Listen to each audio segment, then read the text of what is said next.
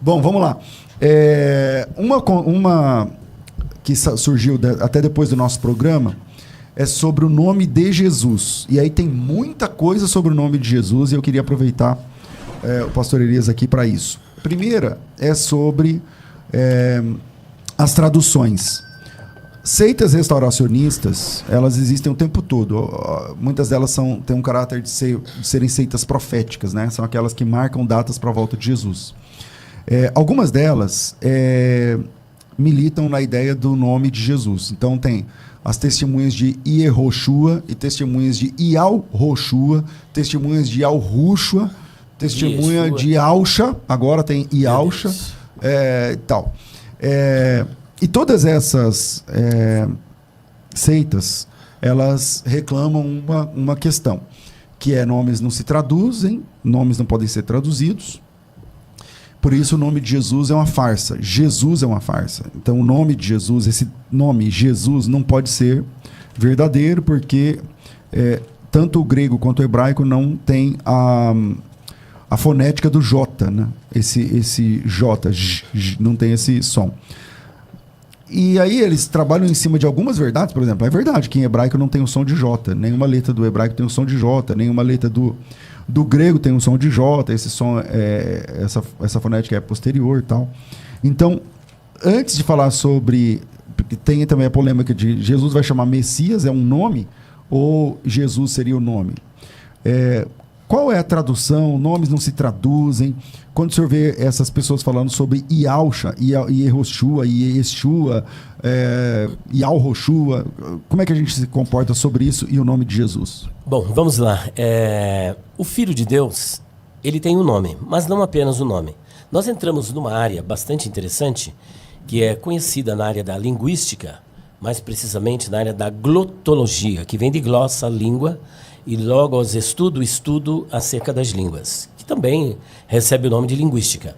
Dentro da glotologia, pastor César, nós temos um estudo chamado onomatologia. A palavra onomatologia, ela vem do grego onoma, que é a palavra grega para nome, mais logia, que vem de logos, que é estudo, mais sufixo ia. Logo, onomatologia significa a ciência dos nomes ou o estudo acerca dos nomes. E a onomatologia, ela sambarca vários estudos, como, por exemplo, a teonímia. A teonímia, que vem de theos, mais onoma, significa nomes divinos, ou nome de Deus. E quando falamos de nome de Deus, nós então incluímos todos os seres sobrenaturais, inclusive anjos também, por exemplo, Gabriel, Michael, que é o Miguel, o nome de Deus, o nome do Filho de Deus, o Espírito Santo. E também, curiosamente, visto que não é um estudo voltado para o meio evangélico, mas é uma ciência dentro da glotologia, faz parte também deste grupo de nomes, os nomes de seres sobrenaturais que também não constam na Bíblia. O nome do Filho de Deus, portanto, faz parte da teonímia, é um nome divino.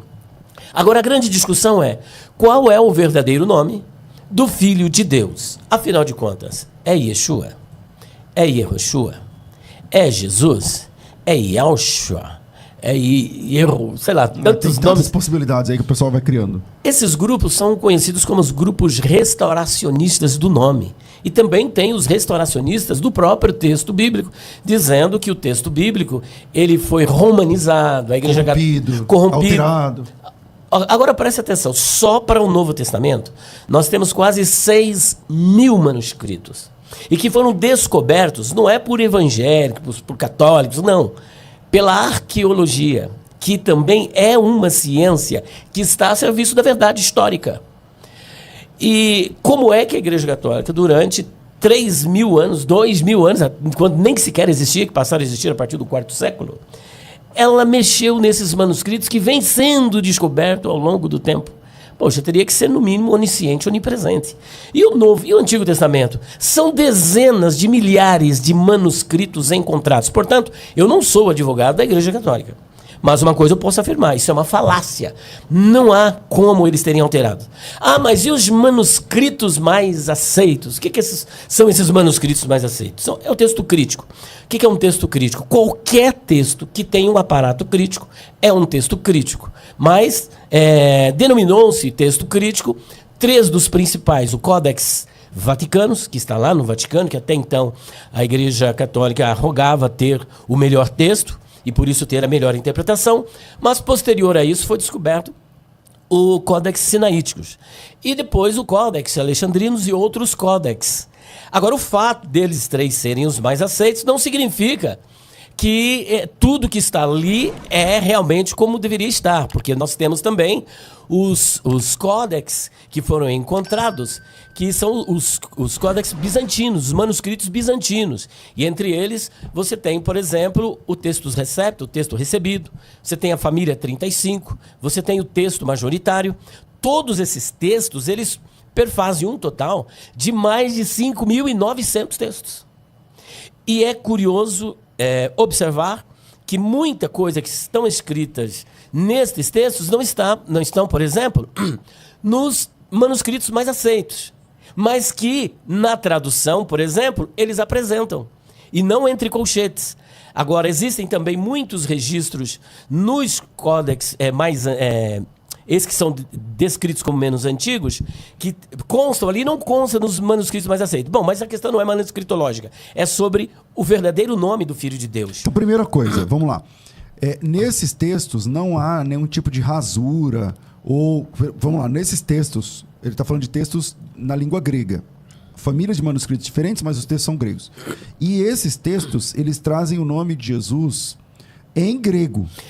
Porque até hoje não foi descoberto nenhum só manuscrito, por exemplo, daquilo que eles batem o martelo e diz que Mateus foi escrito em hebraico. Seria o nome Matitiaho, que aparece com Matias, forma aplológica, né, de Matitiaho. Não existe um manuscrito advogando que o Evangelho segundo o Senhor Jesus escreveu Mateus foi escrito no texto hebraico. O que nós temos é a Brit Hadashah, que é o texto do Novo Testamento escrito em hebraico, que assim como a Septuaginta é uma tradução da Torá e do Taná, da mesma sorte, a Brit Hadashah é uma tradução do Novo Testamento, que é grego. Então, no Novo Testamento grego, como é que aparece o nome de Jesus? Bom, ele aparece como Iesus, e não como Yeshua.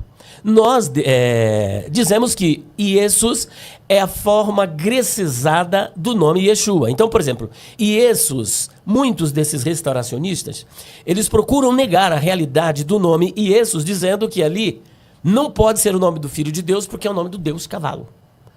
Porque eles fazem uma amálgama, traduzindo Ie, que é a forma contraída de Yehová, que é Deus, mas Sus, que é cavalo, em hebraico. Isso em hebraico. Logo, Iesus seria cavalo. Deus cavalo. Só que Iesus, curiosamente, não é hebraico, é grego. Agora, você vai fazer essa assonância, o fato de uma palavra ter um som parecido com uma palavra no outro idioma, agora significa que você realmente está produzindo o que esse som quer dizer naquele idioma. A mesma coisa no latim, né? Quando eles falam, isso aí em latim é Deus, é porco. Não sei. Justamente. Esse é o porco, alguma coisa assim. Então, vamos lá. Cada idioma tem a sua peculiaridade, portanto, Iesus, que é o Senhor é o Salvador, o Senhor salva, né? Ele salva. E da mesma sorte, Yeshua é a forma contraída do nome mais amplo, que ele sofreu uma contração do nome Yehoshua. Aí já é o hebraico. Que é o hebraico, é o nome teofórico. O que é o nome teofórico? Tudo isso faz parte da onomatologia. O nome teofórico vem de Theos, que é Deus, e Forel, que é trazer. O nome teofórico, seja qual deles forem, são os nomes que trazem um elemento divino. Por exemplo, o meu nome, Eliar ou Eliarro, né? Ou Elial, né? Os judeus pronunciam Elial. Tem 2 nomes divinos que compõem esse nome. Você tem El, que é o nome genérico, que fazia parte do panteão cananeu e da ideia de força, mas Iar ou Iarro, que é a forma contraída de Iavé, que sofreu uma aglutinação das vogais de Adonai. Então você tem Iavé é Deus ou Iavé é o meu Deus. No caso de Yeshua, depois do cativeiro babilônico, foi a contração do nome Yehoshua, que vem de Ierro, que é o nome de Yahvé, mais Shua, que vem do verbo hebraico Yasha, que é salvar. Logo, Yehoshua significa Yahvé é salvação ou Yahvé salva. Vamos lá, tem aqui o Leandro Correia, ele está perguntando o seguinte: é verdade que o nome de Jesus era muito comum? O nome Jesus era um nome comum na época de Jesus? Isso é tão verdade que, por exemplo, no julgamento de Jesus, tinha ali um salteador, que Pilatos, também não sou advogado de Pilatos, mas Pilatos fez de tudo para que Jesus não fosse para a cruz. Porque o próprio texto diz, ele sabia que por inveja o haviam entregado. E a própria mulher dele, que não está, o que eu vou dizer agora não está na Bíblia. O nome dela, de acordo com a tradição, se eu não me engano, nos Atos de Pilatos, que é um livro pseudoepígrafo, o nome dela aparece como Cláudia Prócola. Cláudia Prócola, então, entra na audiência através de alguém e diz, olha, não entre na casa desse justo, porque por ele eu muito sofri. Agora, o que ocorre? Isso Pilatos, aí já está na Bíblia. Já está na Bíblia. Agora, só não está o nome. Só não está esse nome da Cláudia Prócola. O que ocorre? Pilatos tinha 1000 motivos para não levar Jesus para a cruz. E até ele queria provocar as autoridades judaicas, né? Só que ele, então, como era costume, sempre soltar um prisioneiro por ocasião da festa, trouxeram quem? O pior crápula da sociedade. Que eu costumo dizer o seguinte, quem é Barrabás? Barrabás sou eu, Barrabás somos nós, né? Falou, quem que vocês querem que eu solte? Barrabás ou Jesus chamado Cristo? De acordo com a história, Barrabás também se chamava Jesus. Tem Jesus o justo, são várias pessoas com o nome de Jesus na época. Assim como, por exemplo, na Bíblia são várias pessoas com o nome de Miguel, que a bem da verdade não é Miguel, é Michael, que a transliteração seria Micael. Isso é uma realidade, tinha mesmo. Pessoal, é o seguinte, quando a gente era pequeno, lá em Barbacena, contaram pra gente uma história que nomes não se traduzem. Só que lá em Atos 9,36 está dizendo assim, ó, havia em Jope uma discípula por nome Tabita, que traduzido esse nome é Dorcas. Contaram essa história pra gente que nomes não se traduzem, mas na Bíblia o nome se traduz sim, né, o tempo todo. Por exemplo, quando você tem a Bíblia King James, o que é King? É rei. O que é James? James é o nome para Tiago. James é em inglês, Tiago é em português. Assim, que por sua vez... Tiago vem de Jacobos, que é grego, que é Jacó, que por sua vez em hebraico é Yaakov. Então você tem Tiago, Jacó e James são o mesmo nome em línguas distintas, tá certo? Então em português, Tiago, em inglês, James, em hebraico, Yaakov, que é Jacó para nós, entende? Então, a mesma coisa, são muitos, né? Por exemplo, Guilherme, em português, em inglês é William, né? Então, enfim, nomes se traduzem o tempo inteiro.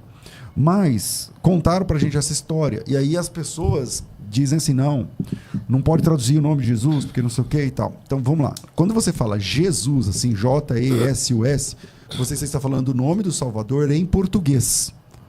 Se for em hebraico, é Yeshua. Se for em grego, é Jesus.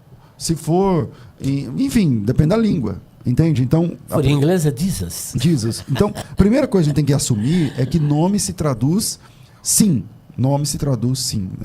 Não é verdade que nomes não podem ser traduzidos, porque na Bíblia nomes se traduzem. E aí esse versículo de Atos 9:36, eu acho que põe um ponto nessa questão, porque havia em Jope uma discípula chamada Tabita, nome esse que traduzido é Dorcas. E não só esse, João 1,41.